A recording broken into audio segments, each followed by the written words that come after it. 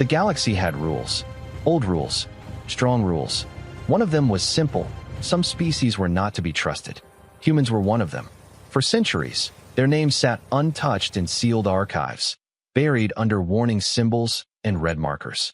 Emotionally unstable, excessively aggressive, prone to escalation, too dangerous for galactic unity. So the galaxy moved on without them. And now, the galaxy was dying. Entire star systems vanished overnight. No explosions, no debris, just silence. Where light once burned, there was nothing. Sensors failed.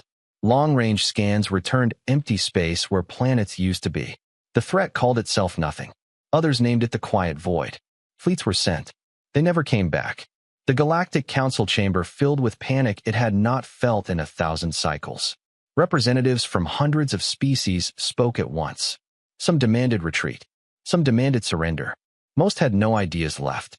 This was not a war. This was erased. A final decision was made. A distress signal, coded, ancient, and desperate, would be sent to every known civilization still alive. The signal went out. Minutes passed. Then hours. Refusals came first. We cannot help. We must protect our own. We are already lost. Some species never answered at all. Their worlds are likely already gone. As the replies faded, silence returned to the chamber. The kind of silence that felt like a closing door. Then a junior archivist spoke. There was hesitation in their voice. There is one more entry. The council turned. A species listed as inactive. No diplomatic ties. No active channels. Last contact, centuries ago. The name appeared above the chamber floor. Humans. The reaction was immediate. No, that file is sealed. They were banned. They cannot be controlled. Older council members remembered the reports. Human fleets that fought even when victory was impossible. Human commanders who sacrificed entire armadas to save strangers. Human soldiers who refused to surrender, even when surrounded. They won battles they should have lost. And when they lost, they took enemies with them. The galaxy did not understand that kind of thinking. It feared it. That region of space is unstable, one member argued. They fight among themselves.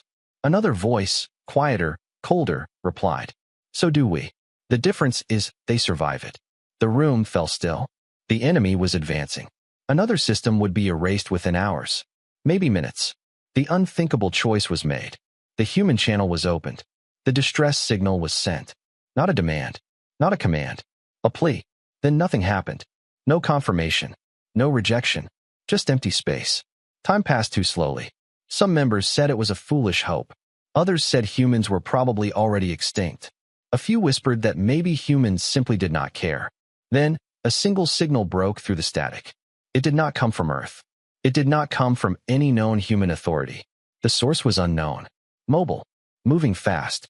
The message contained no greeting. No symbols of peace. Only text. We saw your signal. The chamber froze. More text followed. You didn't call us when things were calm. You didn't call us when you had fleets. You waited until dark. The council tried to respond. No channel opened. The message continued. That means you're not asking for help. You're asking for the ones you were afraid of. Long-range sensors suddenly screamed warnings. Dozens. Then hundreds. Mass signatures exiting hyperspace at the edge of known territory. The shapes were wrong. Not sleek. Not uniform. Every ship looked different. Scarred hulls. Exposed armor. Heavy weapons welded onto frames never meant to carry them. These were not Navy ships. They were survivors. Some bore human markings scratched over older symbols. Others carried no flags at all. Many showed signs of previous catastrophic damage. Patched, rebuilt, kept alive by force of will. The fleet did not slow down. They did not request clearance. They headed straight toward the war zone. The final message arrived. Short, cold, certain. Only the angry humans showed up. As the transmission ended, the lights in the council chamber dimmed. Outside, space itself seemed to hold its breath. And somewhere beyond the stars, the enemy was about to learn what the galaxy had tried to forget. The human fleet did not announce itself again. It moved like a storm with no center, ships drifting slightly out of formation, each vessel carrying its own history of damage and survival. To the Galactic Council, it looked chaotic. To military minds, it looked wrong. No standard command structure was visible. No clear flagship. No shared design language. Yet every ship adjusted speed together. Every vector shift happened at the same time, as if they shared a single instinct. The council watched in silence. This was not how a rescue force behaved. A senior tactician broke the quiet. These are not official human forces. That much was obvious. The hull markings were inconsistent. Some ships carried ancient human symbols no longer used. Others showed emblems that had never appeared in any galactic database. Many had names burned directly into metal, uneven and crude. Names of places. Names of people. Names scratched over old scorch marks. These ships were never meant to fight together, another analyst said. Some of them were built centuries apart. And yet, they were here. Together. A request for identification was sent. No reply came. Instead, a single human ship detached from the fleet and moved forward alone.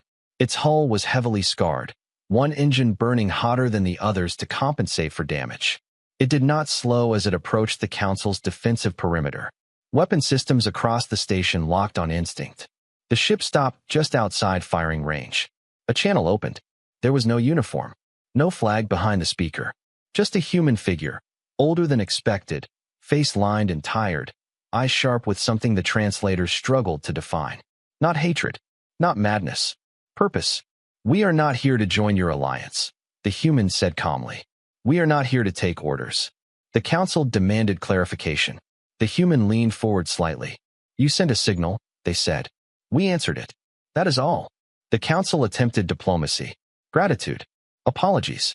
Carefully chosen words about past misunderstandings. The human interrupted. "You don't need to explain," they said. "You were afraid of us. You had reasons." That was worse somehow. One council member asked the question everyone feared. "Who exactly are you?" The human paused, then answered, "We are the ones you didn't want." Silence followed. Galactic historians were brought in. Old records reopened. Files once sealed by unanimous vote were projected across the chamber. Humanity, long before isolation, had not been united. There were factions, colonies that failed, wars fought far from any council oversight, places where law collapsed and survival became the only rule. Those humans did not disappear. They adapted. Some became mercenaries. Some became pirates. Some became defenders of forgotten systems no one else cared to protect. Others simply learned how to live in constant danger. They were labeled unstable, unpredictable, and then, quietly, cut off. Trade stopped. Diplomatic channels closed. Navigation beacons were removed. Humanity was allowed to exist, but only in isolation. Most humans accepted it. Some did not. Those humans left. They took broken ships, stolen ships, ships no one would miss. And they kept going. Now, they have come back. The council asked why these humans answered the signal when no one else did. The human commander's expression did not change.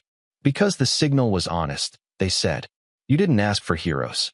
You asked for help when you were out of options." They gestured toward the stars. "That's when people like us are useful."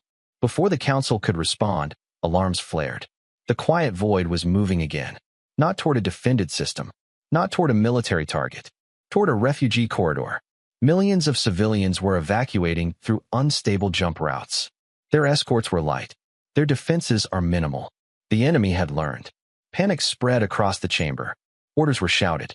Fleets were scrambled, but they were too far away. The human commander did not wait. They cut the channel. The lone ship accelerated, engines screaming as it rejoined the larger fleet. No discussion followed. No confirmation pings. The entire human force changed course as one. They jumped directly into the refugee corridor. Observers expected disaster. No fleet had ever engaged the quiet void at close range and survived. The humans did not slow. They emerged inside the corridor, between the civilians and the approaching darkness. The enemy did not attack immediately. It studied them. Human ships moved forward, placing themselves deliberately in exposed positions. They spread out, forming a loose barrier of steel and firepower. The first enemy strike came without warning. Space twisted. A human cruiser vanished mid-maneuver, erased so completely that its absence hurt to look at. The council waited for retreat. It did not come. Instead, the remaining human ships surged forward. Weapons fired that violated multiple treaties at once. Kinetic rounds at impossible speeds. Energy beams tuned to unstable frequencies. Missiles that detonated in patterns no other species used because the risk was too high. Human ships took hits. They kept moving. One vessel lost half its hull and continued firing with the remaining guns. Another rammed directly into a distortion field, collapsing it at the cost of its own existence. The refugee ships escaped. All of them. When the corridor cleared, only wreckage and silence remained. Half the human fleet was gone. The council prepared condolences. Then sensors picked up movement. Human ships, damaged but operational, regrouped. They did not celebrate. They did not acknowledge losses. They simply reformed and awaited the next threat. A message came through. "We will hold the line," the human commander said. "But understand this." The council listened. "We fight differently," the human continued. "We don't expect to come back from every battle." That unsettled even veteran war leaders. "Why accept that?" one asked. The human's answer was quiet. "Because if we don't, someone else won't come back at all." Data analysts began reviewing the battle. The quiet void had retreated again. Not randomly. Cautiously. It had adjusted its approach vectors. Increased distance. Changed attack patterns. It was learning. And for the first time, its learning curve showed hesitation. A xenopsychologist spoke a single sentence that chilled the chamber. "The enemy is no longer treating this as erasure," they said. "It is treating this as resistance." The council looked at the human fleet, damaged, outnumbered, refusing rest. And a terrifying thought took shape. These were not the strongest humans. They were not the most advanced. They were simply the ones willing to answer a call no one else would. If this was what humanity's outcasts could do, what had the galaxy been afraid of all along? As the human fleet turned back toward the darkness, engines glowing with strain, one final human transmission echoed through the chamber. Not a threat, not a promise, a warning. "We're angry," the voice said, "but we're not your enemy." And the galaxy realized it no longer knew which truth was more dangerous. The quiet void did not retreat far. It lingered beyond sensor range, watching, measuring, adjusting. The Galactic Council believed the brief pause meant the enemy was regrouping, preparing a stronger strike. Every simulation said the same thing. When the quiet void returned, it would erase the human fleet completely. The humans seemed to expect this. They did not pursue it. They did not fortify. They did something far more disturbing. They spread out. Instead of forming a tight defensive wall like every other species would, the human ships drifted apart, leaving wide gaps between them. Some vessels powered down non-essential systems. Others rerouted energy away from shields and into weapons. To alien commanders, it looked like exhaustion, like desperation. To the humans, it was preparation. A council observer finally asked the question no one else wanted to voice. Why are they weakening their own defenses? No one answered. Then the darkness moved. The quiet void did not arrive as a fleet. It never did. It arrived as a distortion, a wrongness in space that bent light and crushed instruments. Reality folded inward as if space itself was being deleted. This time, it did not attack the civilians. It went straight for the humans. The first strike shattered a human destroyer at extreme range. The ship vanished without warning, erased so cleanly that even debris failed to exist. The second strike took another vessel seconds later. Alien commanders waited for the human fleet to break. Instead, something unexpected happened. The humans advanced. They accelerated directly into the distortion, weapons blazing, engines pushed far beyond safety limits. Warning alarms filled the council chamber as human reactor signatures spiked into the red. "They're committing suicide," one strategist whispered. But the humans kept going. As the distortion expanded, human ships did not attempt to outrun it. They cut their engines at the last possible moment and fired, point blank, into the heart of the anomaly. Weapons that should not have functioned at that range tore into unstable space. Kinetic rounds slammed into nothing and somehow found resistance. Energy beams carved glowing scars across empty darkness. And for the first time, the quiet void reacted. Not by erasing, by recoiling. Space rippled outward violently, throwing human ships in all directions. Several lost control, hulls torn open by forces no known physics could explain. But the distortion shrank. Just slightly. The council froze. That was not possible. The quiet void had never been pushed back by force. Entire civilizations had thrown their strongest weapons at it. Nothing had slowed it. Nothing had marked it. Yet now, there were readings, damage patterns, fluctuations. Human ships regrouped with brutal efficiency. Damaged vessels were pulled behind others without request. Ships with failing reactors moved to the front. A council officer realized the pattern and felt cold. They're rotating casualties, they said quietly. They're choosing who takes the next hit. The humans were not fighting to survive. They were fighting to learn.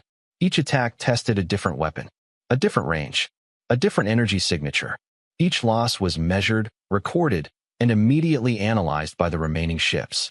The quiet void struck again, harder this time. 3 human cruisers disappeared in rapid succession. The humans answered by changing tactics instantly. They stopped firing heavy weapons.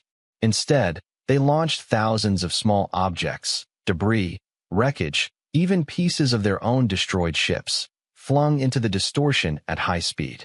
Most vanished. Some did not. Sensors detected brief moments of resistance, flickers where space pushed back. Human targeting systems locked onto those flickers and fired. The quiet void shuddered.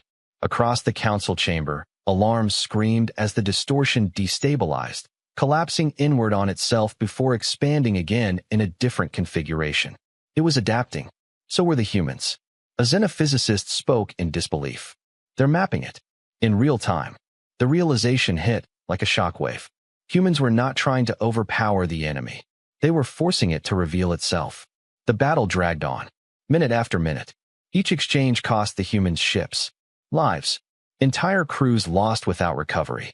And still, the fleet pressed forward. At last, the quiet void changed strategy. Instead of attacking the ships, it targeted space behind them, cutting off retreat, isolating human vessels in pockets of collapsing reality. The council expected panic. What they saw instead was coordination. Human ships trapped behind the distortions did not signal for help. They did not attempt to escape. They turned inward. Each isolated group accelerated straight into the heart of the anomaly surrounding them.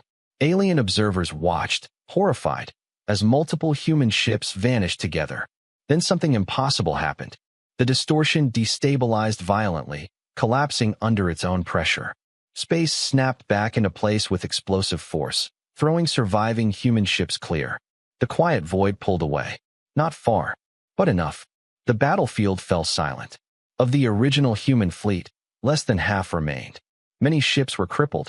Power levels are critical, hulls barely holding together. And yet, the humans did not withdraw. They held positions. The council opened a channel, urgency breaking centuries of political restraint. You must retreat, a representative said. You've done enough. We can regroup. The human commander cut them off. No, they said simply. A pause. We're not done yet. The council demanded an explanation. The human commander's voice remained steady, but there was something beneath it now. Not anger. Focus. We learned something, they said. It can hurt. Not easily. Not safely. But consistently. They brought up sensor data, patterns emerging from chaos.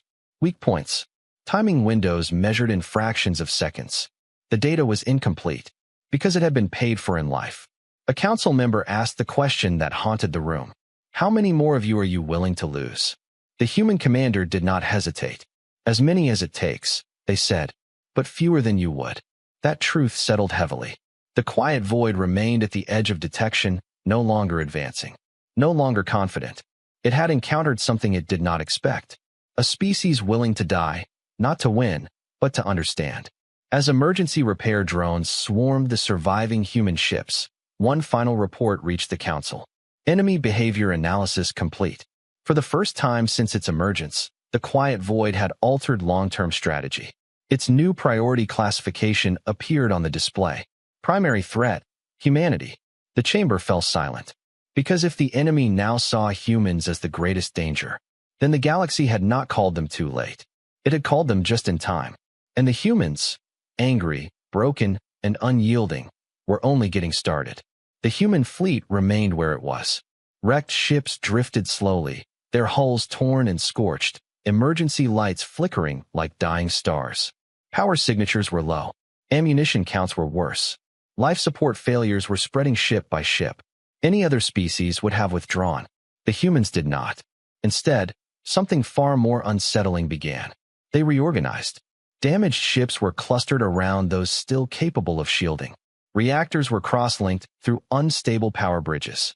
Crews were transferred through open space in armored suits, moving calmly between vessels while enemy distortion still pulsed at the edge of sensors. They acted as if time was not their enemy. The Galactic Council watched in uneasy silence. A senior medical observer finally spoke. They are ignoring casualty thresholds. Their survival models make no sense. That was true. Human loss projections had passed acceptable limits several times over. By every known doctrine, the humans should have disengaged after the first major exchange. Instead, they were preparing for another. The Council demanded an explanation. The human commander answered without emotion. "You measure war by what you can afford to lose," they said. "We measure it by what happens if we don't act." That answer disturbed the chamber more than any casualty report. The Council requested access to human battle data. The humans agreed. What the analysts found was worse than expected. Human combat logic did not prioritize ship survival. It prioritized information density. Every engagement was treated as an experiment. Every loss fed a growing predictive model that updated faster than alien systems could process. Human ships were not fighting independently. They were nodes in a living system. One analyst summarized it quietly. They are turning themselves into sensors. That realization hit hard. The humans were not reckless. They were deliberate. The quiet void had never faced an enemy that learned this fast, at this cost, and without hesitation. As repairs continued, a council envoy attempted a different approach. They asked the human commander why these humans had come, when others had not. The commander paused longer this time. "Because we know what it's like," they said finally. To be ignored. To be written off as too broken to matter. To scream into the dark and hear nothing back. That struck something deep in the chamber. Many species present had once been small, once dismissed, once vulnerable, but they had survived by becoming careful. Humans had survived by becoming dangerous. The quiet void moved again. Not forward. Sideways. It shifted toward a cluster of industrial systems. Factories, shipyards, supply hubs. Worlds with little defense, but massive logistical value. A strategic move. The Council panicked. Without those systems, the war would be lost within weeks. Orders were prepared. Fleets scrambled. Evacuations planned. The humans acted first. They split their remaining forces. The Council objected immediately. Dividing weakened fleets was a known fatal error. The human commander responded with a single sentence. "It expects us to defend like you." Half the human fleet accelerated toward the threatened systems. The other half did something inexplicable. They powered down. Weapons offline. Shields lowered. Engine idling. They drifted, silent, in open space. Alien observers stared in disbelief. "What are they doing?" someone whispered. Then the quiet void struck. It surged toward the powerless human ships, distortion expanding rapidly, sensing easy erasure. At the last possible moment, the human ships ignited everything at once. Reactors overloaded. Engines flared beyond redline. Weapons fired in patterns never used before. The ships did not dodge. They collided. Human vessels plunged directly into the distortion, detonating their reactors inside it. One by one. Not randomly. Sequentially. The quiet void convulsed violently. The distortion twisted inward, collapsing on itself as human ships vanished in controlled detonations that destabilized its structure from within. The Council screamed orders that no one heard. Then the sensors stabilized. The quiet void recoiled, hard. It did not simply retreat. It fled. For the first time in the war, it abandoned a target completely. Silence followed. The cost was horrifying. Only a handful of ships from that half of the fleet remained. The Council prepared emergency transmissions, condemnations, apologies, praise, horror. The surviving human ships sent a single report. Test confirmed, the commander said. Self-sustaining distortion fields can be collapsed through sequential internal overloads. A pause. But the margin is thin. That was an understatement. The Council demanded to know why the humans would attempt something so extreme without consultation. The commander answered softly. Because if we waited, you'd talk yourselves out of it. That was also true. The galaxy had survived for millennia by avoiding risks. Humans survived by choosing them. As the remaining human ships regrouped, a troubling pattern emerged. Enemy behavior analysis showed increased avoidance. Longer pauses between movements. Indirect approaches. The quiet void was no longer acting like an unstoppable force. It was acting like a wounded predator. And wounded predators were dangerous. The council convened an emergency session. The conclusion was grim. Human tactics worked, but they were unsustainable. At this rate, the humans would run out of ships long before the enemy was destroyed. Someone said what no one else wanted to. They will burn themselves out.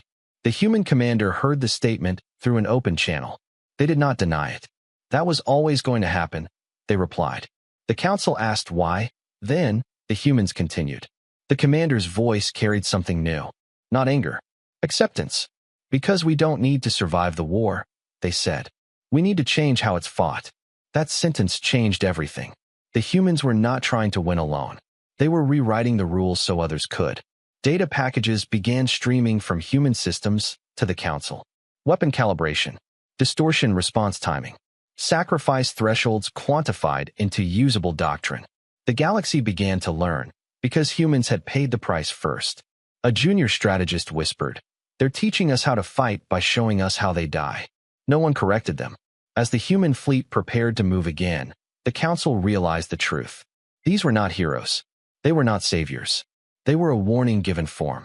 And somewhere in the darkness, the quiet void was learning a different lesson.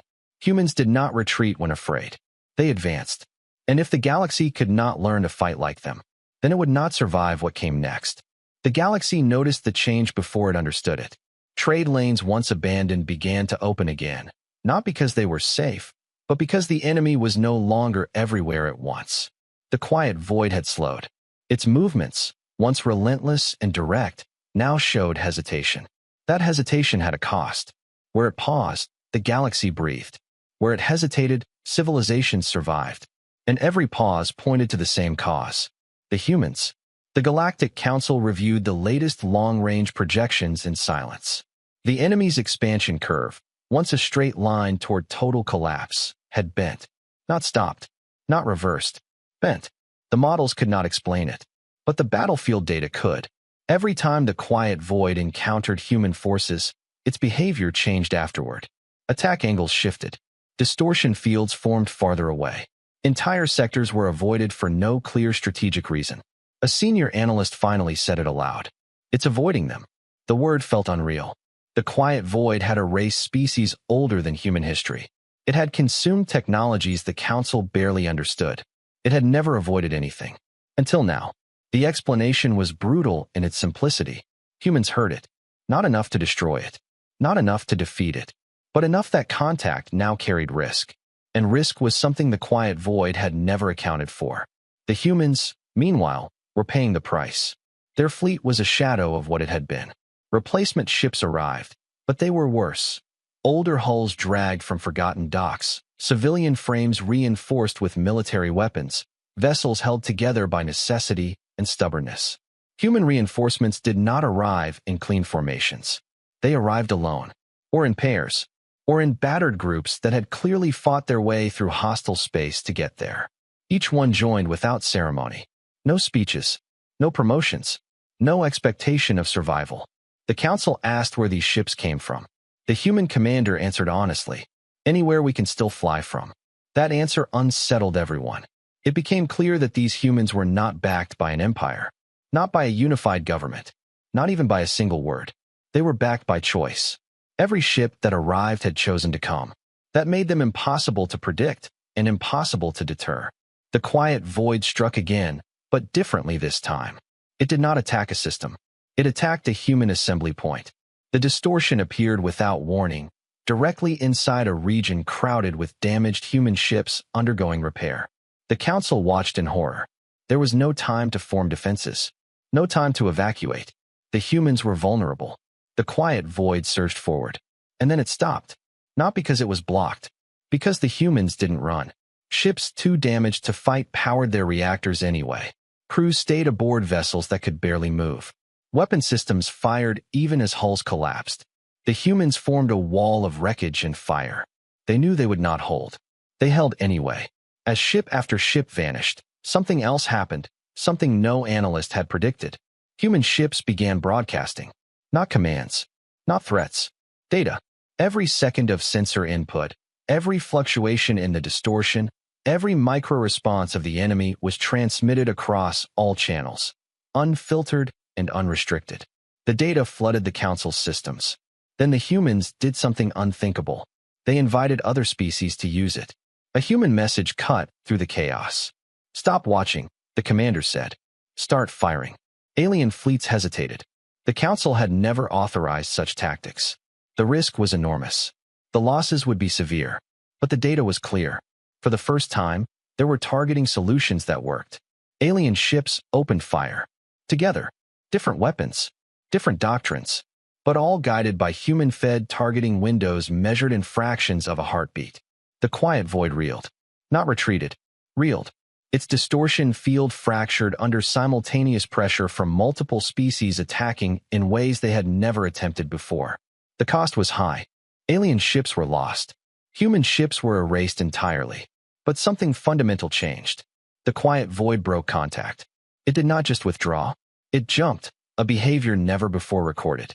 The council chamber erupted, not in celebration, in fear, because now, the enemy was no longer acting like a force of nature. It was acting like a thinking opponent under stress.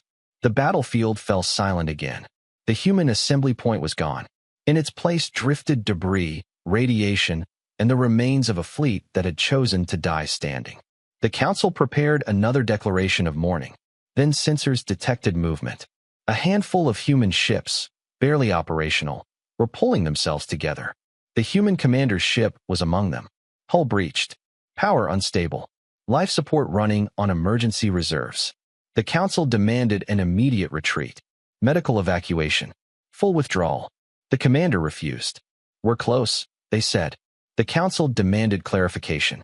"Close to what?" someone asked. The commander's reply carried exhaustion and something else. Certainty. Close to making it afraid of losing. That sentence echoed through the chamber.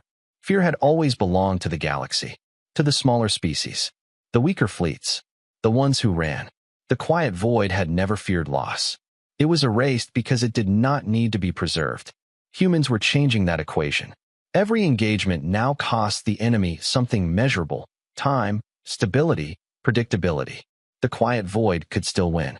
But now, winning would hurt. The council realized the danger too late.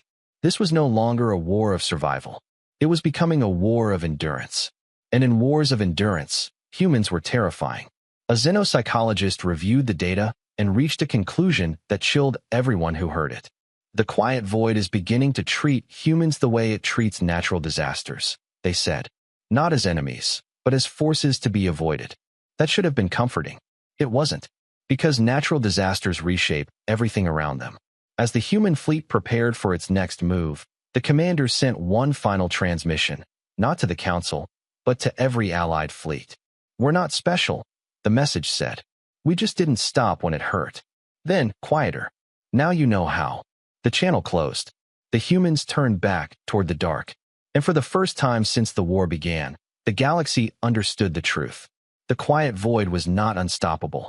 But stopping it would require becoming something the galaxy had spent centuries trying not to be. And the humans, angry, bleeding, and burning, were already there. The human fleet did not celebrate the change in momentum. They could feel it in their bones. This was the dangerous part. When an enemy that never feared loss began to calculate it, the war entered a new phase. Not louder, not faster, sharper. The quiet void stopped reacting. Instead, it was planned. Long-range sensors across the galaxy began reporting the same thing. Silence where there should have been pressure.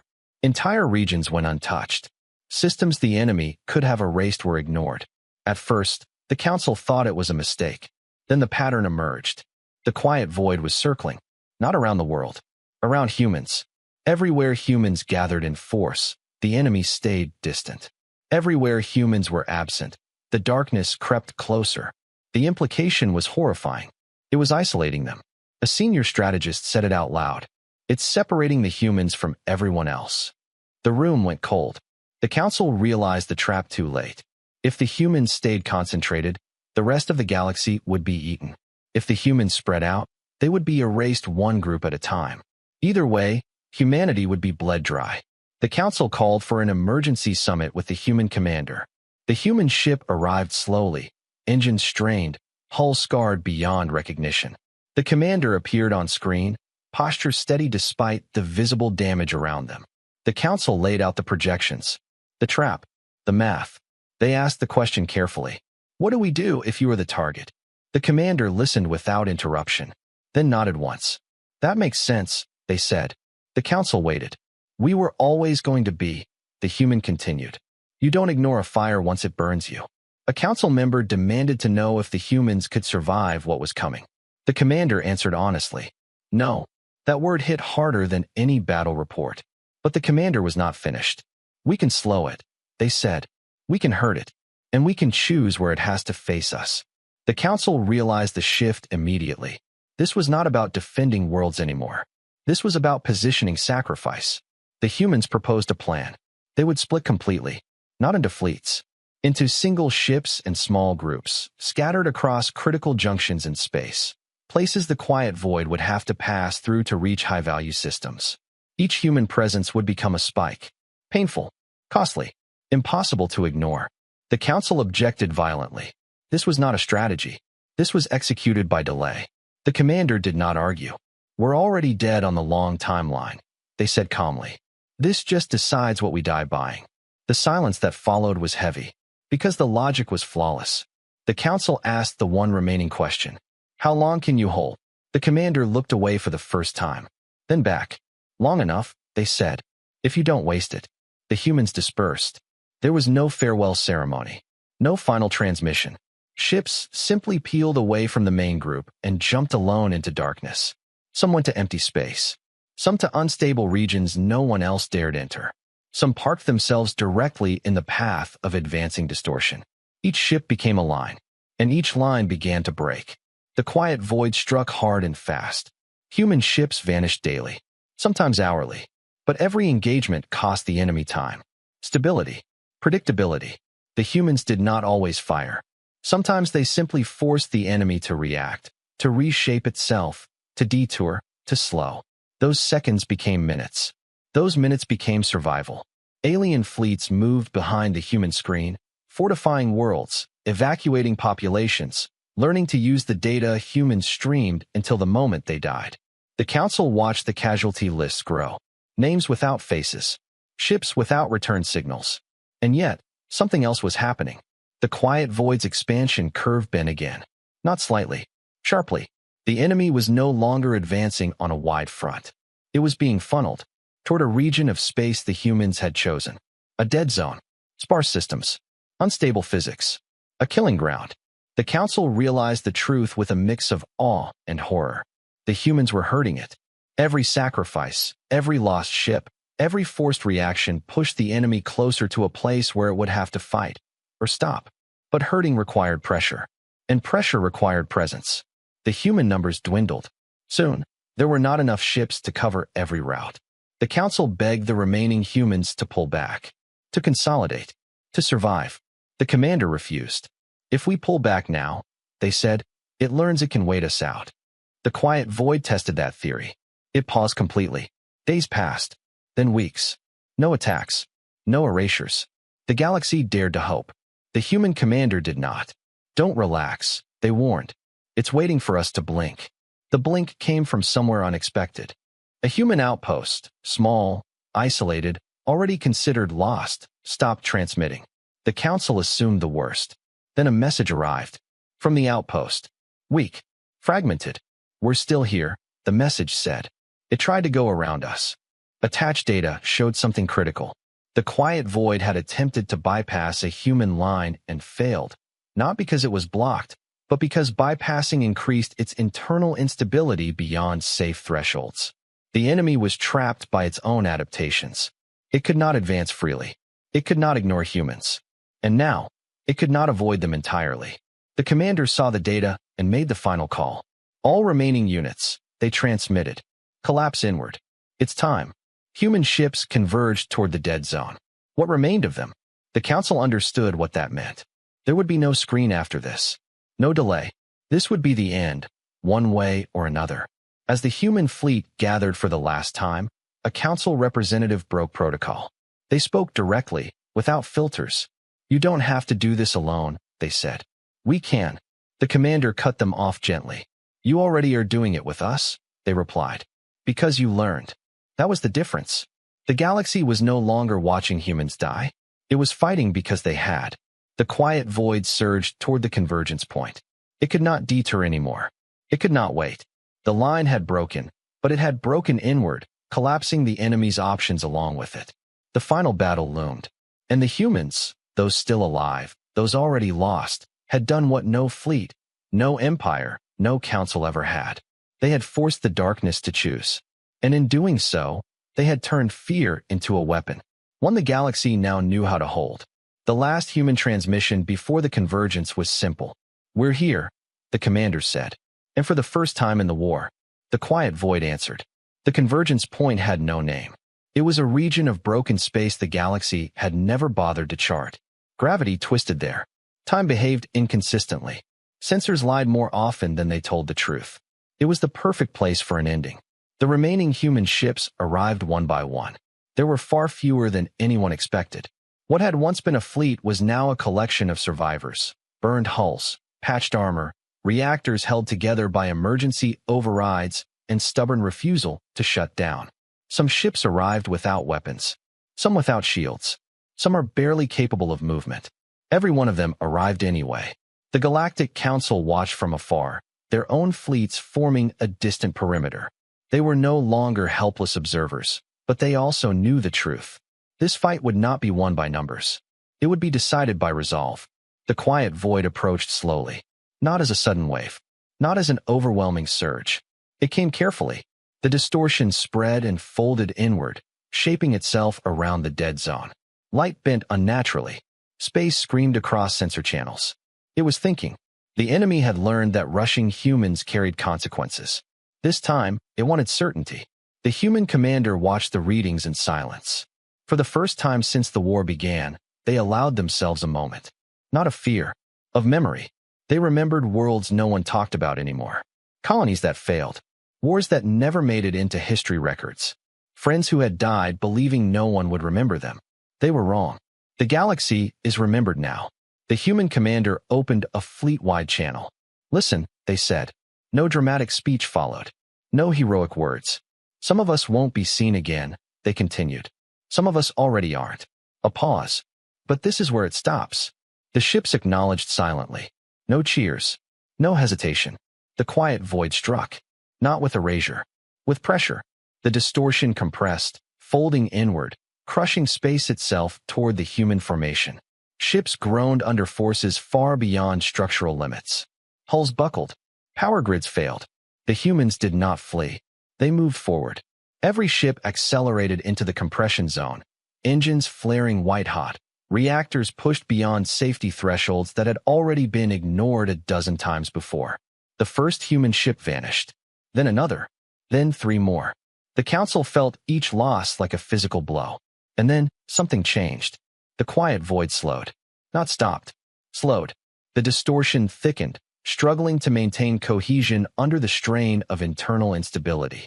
Human ships fired continuously, not aiming for destruction, but disruption, timing their attacks to moments of fluctuation measured in fractions of a second. The data streams were overwhelming. Alien fleets began firing too, guided by human targeting logic, using tactics once considered suicidal, accepting losses that would have been unthinkable months ago. The battlefield became chaotic. Ships from dozens of species fought together, overlapping fire, overlapping sacrifice. But the center belonged to the humans. Always. The quiet void attempted its final adaptation. Instead of pushing forward, it collapsed inward, trying to compress itself into a single, stable core beyond reach. The human commanders saw it instantly. That's it, they said. The plan was activated. Human ships changed formation, forming a loose sphere around the collapsing distortion. Every remaining vessel locked onto the same coordinates. The council realized what the humans intended too late. They were not trying to destroy the enemy from the outside. They were going to lock it in place. The cost would be absolute. The commander gave the final order. Burn everything, they said. Human reactors went critical, not all at once, but in sequence, timed precisely to reinforce the distortion's instability without allowing it to escape. One by one, human ships overloaded. Each detonation was not an explosion, but a controlled release of energy tuned to the enemy's internal structure. The quiet void screamed, not in sound, in feedback. Space itself convulsed, tearing at the edges of the dead zone. The distortion faltered, compressed too tightly to flee, too unstable to hold form. The council shouted evacuation orders that no one followed. There was no evacuation from this. The human commander's ship was among the last. Hull breaches spread rapidly. Power flickered. Life support alarms blared unanswered. The commander opened a final channel. Not to the council, to the galaxy. "We were never your best," they said quietly. "We were never your safest choice." A pause. "But we were what you needed when it mattered." The distortion began to collapse completely. Reality folded inward, consuming the remaining human ships in a cascade of controlled annihilation. The commander's voice faded as the signal broke apart. "Don't waste this." Silence followed. Not the sudden silence of erasure. A deep, heavy silence. Sensors across the galaxy struggled to process what had happened. Then the readings stabilized. The distortion was gone. Not retreated. Not displaced. Gone. The quiet void ceased to exist. The dead zone remained, scarred, unstable, forever changed, but the enemy was no longer there. Across the galaxy, systems held their breath. Then stars continued to burn. Worlds still existed. The war was over. The council did not cheer. No one did. They searched desperately for any sign of human survival. There was none. No emergency signals. No debris fields. No escape vectors.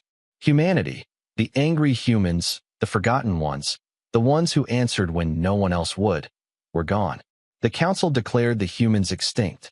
Memorials were built on 1,000 worlds. Records were rewritten. The sealed archives were opened at last, not as warnings, but as history. Humanity was no longer listed as unstable. They were listed as decisive. Generations passed. The galaxy was rebuilt. Fleets patrolled space with doctrines born from human sacrifice. Civilians lived under stars that should have gone dark. And still, there was a quiet unease. Because something felt unfinished. Then, decades later, at the edge of the dead zone, a sensor buoy registered a signal. Weak. Fragmented. Humans. The council dismissed it as interference. Then it repeated, and repeated again. A ship emerged slowly from warped space. Small. Damaged. Ancient by modern standards. Its hull carried human markings, burned and faded. Power output barely registered. No weapons online. But it was alive. The council stared in disbelief as the ship transmitted a single message. Did it work? The galaxy did not know how to answer. Because the truth hit harder than any war. Humanity has not gone extinct. It had been reduced. And whatever survived the dead zone had seen something no one else had. The signal was cut out. The ship vanished back into unstable space before anyone could reach it. But the message remained. The humans were not gone. They were watching. And the galaxy, safe, rebuilt, and forever changed, understood the final lesson far too late. You do not measure humanity by how many survive. You measure it by what refuses to end. And whatever still existed beyond the dead zone. I was not angry anymore. It was patient. The galaxy tried to return to normal. That was the first mistake. In the centuries after the quiet void vanished, civilization rebuilt faster than anyone expected. Trade routes reopened. New alliances formed. Old rivalries softened under shared memory of survival. The war became history. And history, as it always does, began to lose its sharp edges. The humans were remembered as heroes, but distant ones. Almost mythic. Their sacrifices told in polished speeches and simplified lessons. Statues showed strong figures standing tall, not the exhausted survivors they truly were. Children learned a clean version of the story. Humanity stood against the dark. Humanity vanished. The galaxy was saved. It was comforting. It was wrong. At the edge of the dead zone, long-range sensors never stopped watching. The region remained unstable, warped by forces no one fully understood. Probes sent inside rarely returned, and those that did carried corrupted data and distorted timestamps. Official doctrine labeled it contained. Unofficially, every strategist knew the truth.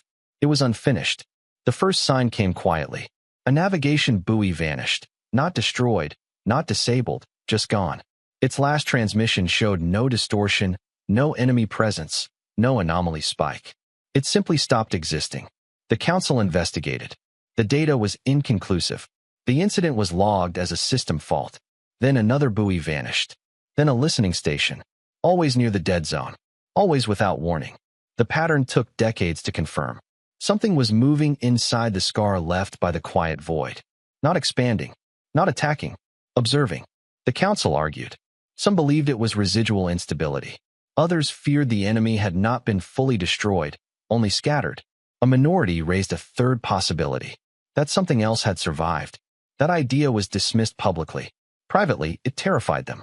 Because if anything had lived through the collapse of the quiet void, it would not be the same as before. The first contact happened by accident. A deep space research vessel, civilian, lightly crewed, lost navigation control near the dead zone and drifted across the boundary before emergency drives could engage. The crew expected death.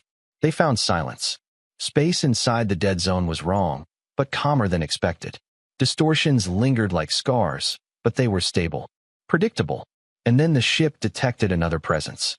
A vessel, human in origin. The hull was unlike anything in the archives, part old design, part something new.